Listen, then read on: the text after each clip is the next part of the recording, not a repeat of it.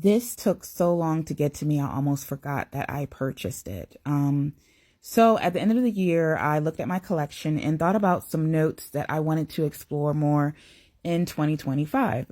One of them is chocolate. My love right now within my chocolate fragrances is cocoa musk, the oil. However, it is kind of one note and not as complex. And so I was looking at a few fragrances and Nebras or Eilish came to mind.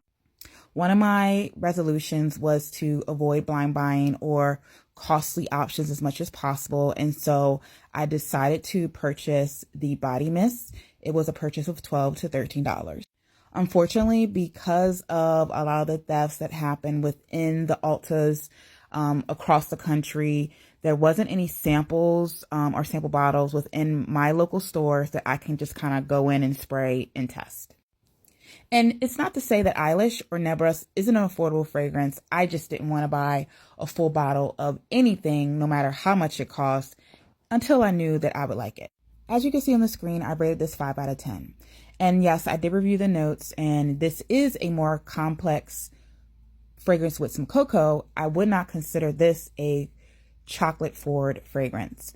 What it really smells like to me is two fragrances that may exist within your collection that are perfectly good apart. One being a light, easy reach floral, and the other being a cocoa tonka vanilla fragrance, also in easy reach. And for whatever reason, you decide to put them on together and it just doesn't work. It's a layering combo that doesn't. Nothing about this makes sense to me. Now, this body mist was marketed as a lighter version of Eilish, the EDP.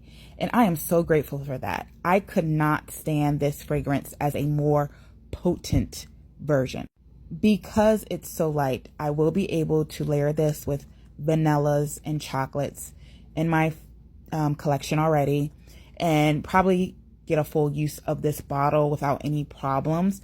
In testing this, it is very light on the skin, on clothing.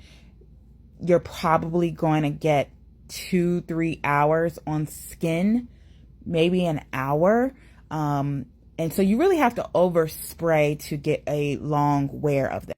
Not a bad thing. We're in the cold season as well, so I think it will last even longer, but I just want to be conservative on the estimate in terms of longevity. I also will say that the dry down is much better than the initial spray. At initial spray, you're going to get a heavy alcohol fragrance, which is to be expected. You're going to get that sugared petal note, very strong as well at initial spray. At dry down, you're going to get a little bit more of that vanilla tonka, chocolate or cocoa fragrance, but it's still going to be light. This is just a perfect example of why buying a full bottle is just not a good idea, and why I have this resolution along with so many other people in 2025. So for $12 or $13, I'm not mad at this. I probably will also share this or gift it to a niece or something like that if they come over and like it for some reason. But for me, the 5 out of 10 is warranted.